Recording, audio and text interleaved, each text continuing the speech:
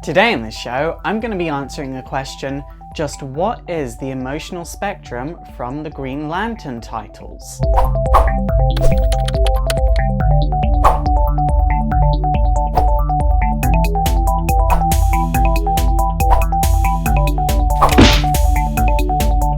So the emotional spectrum from the DC universe is essentially the colors of the rainbows, and each color represents a different emotion. The two emotions on the furthest ends of the spectrum are rage and love, represented by red and violet respectively.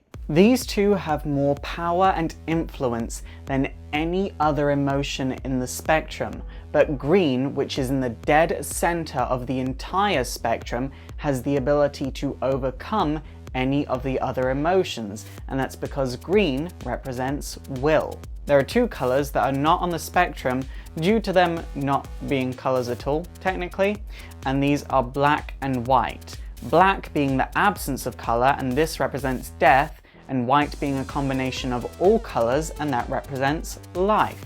Now, don't be mistaken in thinking that the emotional spectrum comes from a being's emotions. It doesn't whatsoever. In fact, the emotional spectrum's power comes from something called the emotional reservoir, which is located inside of the source wall. And when the emotional reservoir runs dry, the universe will end, and a new universe will take its place with its own emotional spectrum.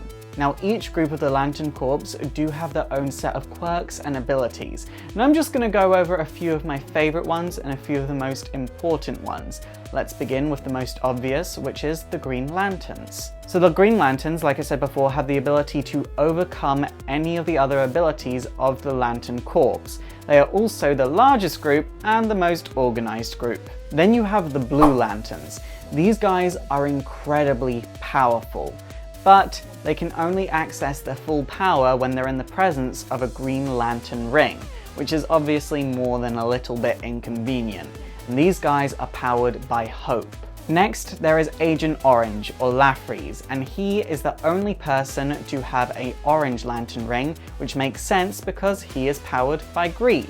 And finally, we have to talk about the Indigo Tribe. The Indigo Tribe are my favorite set of Lantern Corps. They are powered by compassion and want to spread goodwill throughout the entire universe, but they are also the most elusive group of Lantern Corps, so we don't actually know much about them. They have a power staff instead of a power battery, and this charges their power rings. This power staff is also able to imitate the other emotional lights, allowing the Indigo Tribe to emulate the abilities of the other lanterns. They also are the only group to have the ability to teleport intergalactic distances, but this does drain much of their power ring's energy, so it's very rare to see and it's not often done.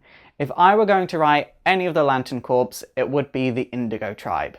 Now, the Green Lantern storylines do have a pantheon of creatures representing each and every single emotion in the spectrum, but only a few are really important, so we're going to go over those few that are actually important.